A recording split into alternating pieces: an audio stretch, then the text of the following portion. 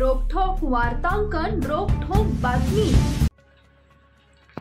राज्यातील शाळांमध्ये तिसरी भाषा म्हणून हिंदीची सक्ती करण्याचा निर्णय अद्यापही मागे न घेतल्यानं मनसे अध्यक्ष राज ठाकरेंनी पुन्हा एकदा सरकारला इशारा दिलाय।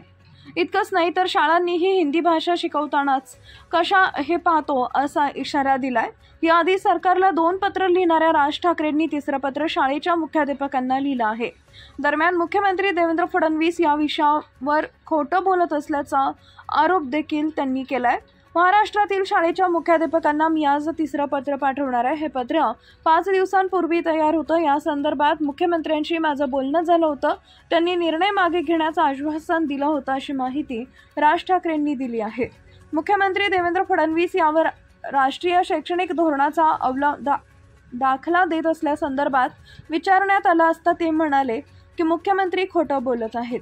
केंद्र सरकारनं राज्यांना स्थानिक गोष्टीचा विचार करून निर्णय घ्यावा असं सांगितलंय, त्यामुळे हा केंद्राचा विषय नाही। मला नेमकं काय राजकारण सुरू आहे हे समजत नाहीये। या गोष्टींची खरंच गरज आहे का? आपण सगळे इथं शिकलो आहोत ना। आपण जे हिंदी बोलतो तेव्हा त्यासाठी सुद्धा शाळेत जातो का? भाषा शिकू शकतो, पण ती लादली जातीये का? उत्तर प्रदेश, बिहारमध्ये तिसरी भाषा म्हणून मराठी शिकवणार आहात का? यांच्या गुजरात राज्यातही सक्ती नाही, तर हे महाराष्ट्राला कळलं पाहिजे। महाराष्ट्रातील प्रत्येक राजकीय पक्षाने याचा विचार करायला हवा। जर मराठी भाषाच मेली तर काय होणार?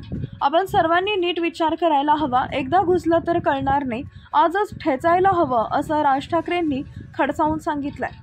एप्रिल महिन्यापासून शिक्षण विभागाचा गोंधळ सुरू आहे। हिंदी सक्तीला आम्ही कडाडून विरोध केला। हिंदी ही नेहमीच ऐच्छिक होती। हिंदी ही असलीच तर राज्यभाषा आहे।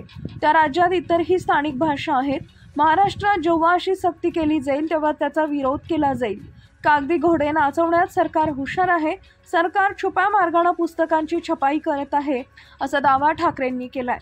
शाळांनी सरकारला सहकार्य करू नये, यामध्ये मराठी भाषेचा मुलांचंही नुकसान आहे। राजकारणाला तुम्ही बळी पडू नका। मुलं मोठी झाल्यावर गरजेनुसार हवी ती भाषा शिकू शकतात। तुम्ही ठाम राहिला तर तुमच्या पाठीशी उभी राहू। जर तुम्ही विद्यार्थ्यांवर भाषा लादली तर मनसैनिक चर्चेसाठी येतील असा इशाराच ठाकरेंनी दिला आहे। उद्या उत्तर प्रदेश, बिहारमध्ये तिसरी भाषा कोणती शिकवणार आहात? हिंदी लादण्यामागे नेमकं काय कारण आहे हे सरकारला विचारायला हवं। माझी पत्रकार परिषद महाराष्ट्र शाळा, पालक आणि मुलांसाठी आहे। आधीच अनास्था असताना हिंदी लादली तर ही भाषाच संपेल। नेमकं हे कोणतं धोरण आहे हेच समजत नाही। जर भाषेनुसार प्रांतरचना झाली असताना यामागे नेमकं काय कारण आहे? जर हे लादलं गेलं तर नजीकच्या काळात मराठीचं अस्तित्वच ठेवणार नाही। मराठी साहित्य सगळं संपवतील आणि केंद्राच्या वरवंट्याखाली बरबटला जाईल अशी भीती राज ठाकरेंनी व्यक्त केली आहे। महाराष्ट्रातील महत्त्वाच्या आणि ताज्या बातम्या पाहण्यासाठी आमच्या जय हो न्यूज चॅनलला सबस्क्राइब करा आणि बेल आयकॉन प्रेस करा।